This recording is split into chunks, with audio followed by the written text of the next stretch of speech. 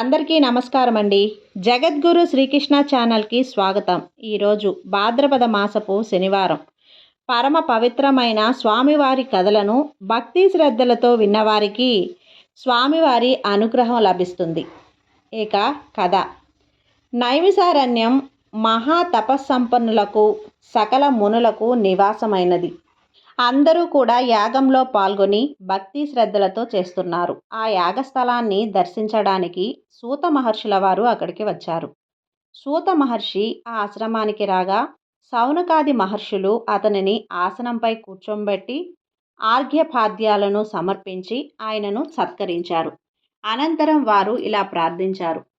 కలిదోషం పోవడానికి శ్రీహరి గాథలు వింటే మంచిదని మేం విన్నాం. కలిదోష నివారణకు శ్రీహరి అవతార కథలు, ఆయన భక్తుల కథలు విశేషంగా వివరించమని ప్రార్థించారు. మీరు లోకహితం కోసం ఇలాంటి ప్రశ్నలు వేశారు కాబట్టి సంతోషం వేసింది అని సూత మహర్షి సంతోషంగా దేవతలకు గురువులకు వందనం చేసి ఇలా అన్నారు. మునులారా, మీరు ఈ జగత్తుకు మంగళకరమైన ప్రయోజనం అడిగారు. సంతోషం అని చెప్పి సూత మహర్షుల వారు ఇలా చెప్పసాగారు. శ్రీహరి ధ్యానం మోక్షాన్ని ఇస్తుంది. ఇందుకు గాను ఒక చిన్న కథ ఉంది అని ఇలా చెప్పారు.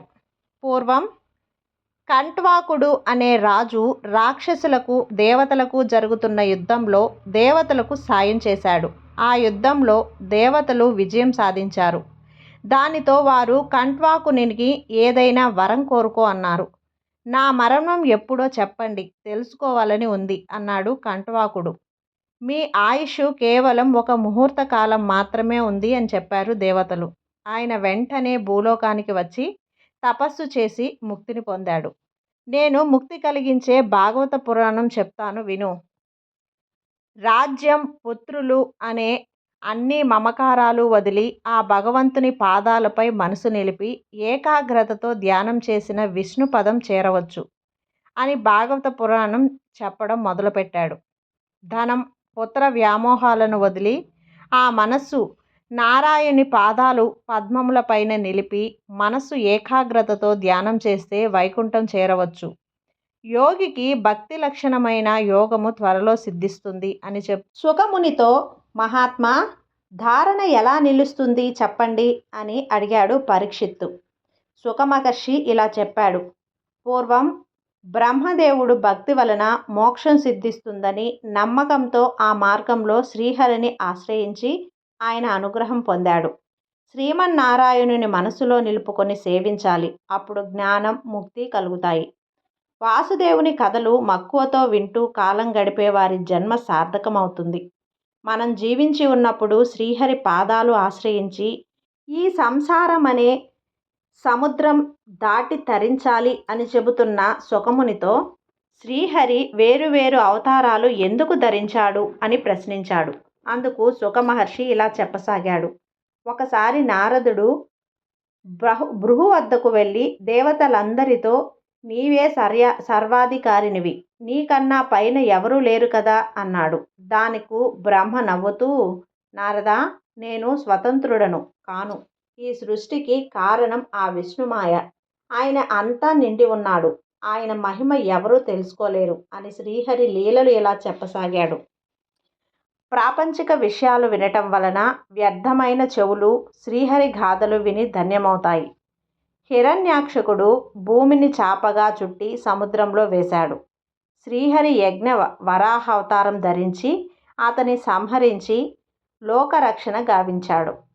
తర్వాత యజ్ఞుడిగా అవతరించి లోకాల బాధను తగ్గించి స్వయంభు అనే మనువుచే కీర్తింపబడ్డాడు. తర్వాత కత్తమ ప్రజాపతికి దేవహుతికి కపిలుడు అనే పేరుతో జన్మించాడు. తల్లి దేవహుతికి సాంఖ్య మార్గం గురించి ఉపదేశించాడు. తర్వాత అత్రి మహర్షి సంతానం కోసం ఘోర తపస్సు చేశాడు. ఆయన తపస్సుకు మెచ్చి ఆయనకు కుమారుడిగా జన్మించాడు. ఆ కుమారుడు దత్తాత్రేయుడు. దత్తాత్రేయుడు మహర్షిగా కీర్తింపబడ్డాడు. ఈ దత్తాత్రేయుడు అనేక మంది శిష్యులను తన ఉపదేశాల ద్వారా తరింపచేశాడు.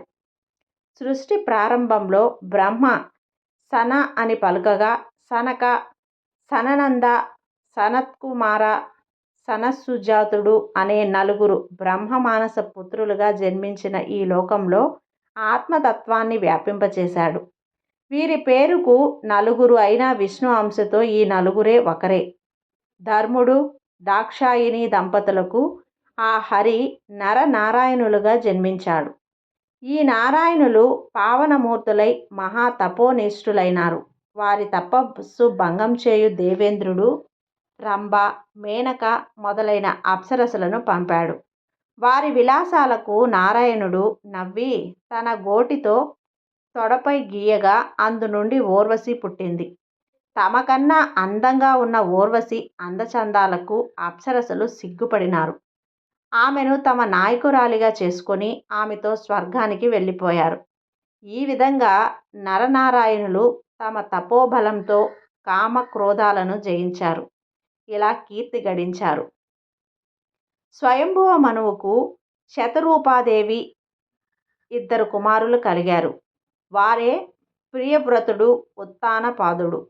ఉత్తానపాదుడు అనే మహారాజు పెద్ద భార్య సురుచి. ఈమెకు జన్మనించిన వాడే ధ్రువుడు. ఇతని సవతి తల్లి సురుచి. రాజు సురుచి పట్ల వ్యామోహంతో ఉండేవాడు. ఒకరోజు ఉత్తానపాదుడు సురుచి కొడుకు ఉత్తముని తన ఒడిలో కూర్చోబెట్టుకుని ఉన్నాడు. అంతలో అక్కడికి వచ్చిన సునీత కుమారుడు ధ్రువుడు తండ్రి తొడపై కూర్చోబోయాడు. అప్పుడే అక్కడికి వచ్చిన సురుచి, నీవు నీ తండ్రి ఒడిలో కూర్చోవాలంటే నీకు ఆ భాగ్యం లేదు, నా కడుపున పుట్టి ఉండాలి అంది. సవతి తల్లి అలా అన్నందుకు అవమానపడిన ధ్రువుడు తండ్రి ఆమెను ఏమీ అనకపోవటంతో ఇంకా బాధపడ్డాడు. ఆమె కుమారుడు పట్ల మాత్రమే రాజు ప్రేమగా ఉండటం, తన తల్లిని తనను సరిగా చూసుకోకపోవటంతో బాధపడి అమ్మను కారణం అడిగాడు. తనకు తండ్రి ప్రేమ కావాలన్నాడు.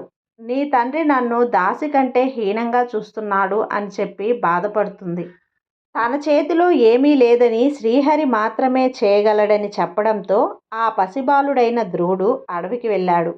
పసిబాలుడికి ఇది తగదని మునులు చెప్పినా కూడా ఆయన బాలధ్రువుడు వెనక్కి తగ్గలేదు. తన బాధ చెప్పుకొని సమస్త లోకాలలో నాకు ఉన్నతమైన పదవి కావాలి, ఇందుకు ఉపాయం చెప్పమని అడిగాడు. చివరికి నారదుడు ఓం నమో భగవతే వాసుదేవాయ అనే ద్వాదశాక్షరి మహామంత్ర విశిష్టత చెప్పాడు. యమునా తీరం మధువనానికి వెళ్ళాడు. యమునా నదిలో స్నానం చేసి అదే జపిస్తూ ధ్రువుడు శ్రీహరి కోసం ఘోర తపస్సు చేశాడు. నారదుడు ఉత్తానపాదునికి ఈ విషయం చెప్పాడు. ఆయన చాలా బాధపడ్డాడు. ధ్రువుడు తపస్సుకు ఇంద్రాది దేవతలు భయపడి శ్రీహరి వద్దకు వెళ్ళారు. ఇంద్ర తపస్సు చేసేది 5 సంవత్సరాల బాలుడు, అతని వల్ల నీకు భయం లేదు అని చెప్పి పంపివేశాడు. శ్రీహరి ప్రత్యక్షమై నీ కోరిక ఫలించింది, నీవు 26,000 సంవత్సరాలు రాజుగా రాజ్యమేలుతావు. తర్వాత ఎవరికీ లభించని సర్వోన్నత స్థానం పొందుతావు. అది ధ్రువపదం పేరుతో ఉంటుంది. అది ప్రళయంలో కూడా నశించదు. నీ స్థానం సప్త ఋషి మండలం కన్నా ఉత్తమమైనది అని చెప్పి అంతర్ధానమయ్యారు.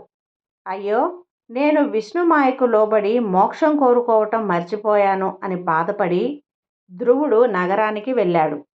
విషయం తెలుసుకున్న ఉత్తానపాదుడు ఎదురెళ్ళి కుమారుణ్ణి ఏనుగుపై ఊరేగింపుగా తీసుకుని వచ్చాడు.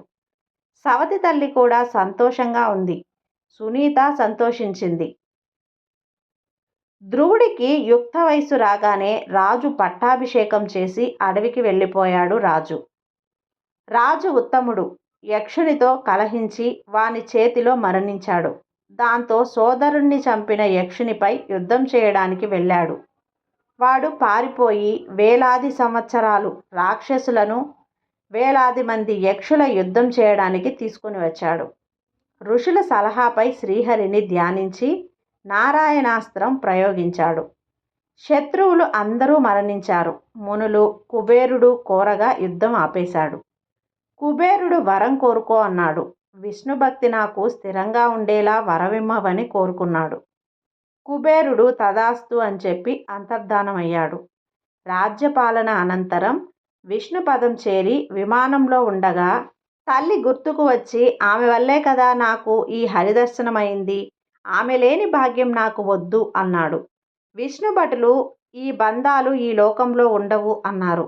విష్ణు కింకరులు నంద సునందనులు నీ వంటి బిడ్డను కన్న ఆమె నీకంటే ముందు ఉత్తమ లోకాలకు పోతున్నది అని విమానంలో పోతున్న ఆమెను చూపారు. చివరికి శ్రీహరి దయవల్ల ధ్రువుడు సప్త ఋషి మండలం కంటే ఉన్న తస్థానం పొంది నేటికి ప్రకాశిస్తూ ఉన్నాడు. ఇక పృథువుగా అవతరించాడు శ్రీ మహావిష్ణువు. వృషభంగా అవతరించాడు. మత్స్య అవతరించాడు. అలాగే కూర్మ అవతారం మొదలైన నా దశావతారాలు ధరించి లోకాన్ని రక్షించాడు. నరసింహ అవతారంలో భక్తుడైన ప్రహ్లాదుడిని రక్షించాడు. వరాహ అవతారంలో భూమిని రక్షించాడు. లోకకంటకులైన రాజులను సంహరించడానికి 7 మార్లు లోకమంతా తిరిగి తన గొడ్డలితో నరికి వారిని సంహరించాడు పరశురాముడుగా. బలరామకృష్ణులుగా రాక్షసులను సంహరించి లోకాన్ని ఉద్ధరించాడు. శ్రీరామచంద్రుడిగా రావణ కుంభకర్ణుడు మొదలైన రాక్షసులను వధించాడు. భగవద్గీతను అర్జునుడికి చెప్పడం ద్వారా మోక్షం కోరే వారికి దారి చూపించాడు. వ్యాస మహర్షి రూపంలో వేదాలను విడగొట్టాడు. వాటిని సులభతరం చేశాడు. శ్రీహరి 21 అవతారాలు ఎత్తాడు. వాటినే ఏకవింశతి అవతారాలు అంటారు. వాటిలో 10 అవతారాలు దశావతారాలుగా విశేషంగా ప్రసిద్ధికెక్కాయి. రాబోయే కాలంలో కల్కి అవతారంలో చెడ్డ పాలకులను సంహరించగలడు. పరమభక్తులపై తమ మాయని తగ్గి ఉంచి వారికి తనను తెలుసుకునే జ్ఞానమిస్తాడు. ఈ విధంగా బ్రహ్మ నారదుడికి చెప్పిన విషయం సుఖముని పరీక్షిత్తు మహారాజుకు వినిపించి ఆయనకు సంతోషం కలిగించాడు. శ్రీహరిగాథలు విన్నవారికి కలిదోషాలన్నీ పోయి స్వామివారి అనుగ్రహం లభిస్తుంది.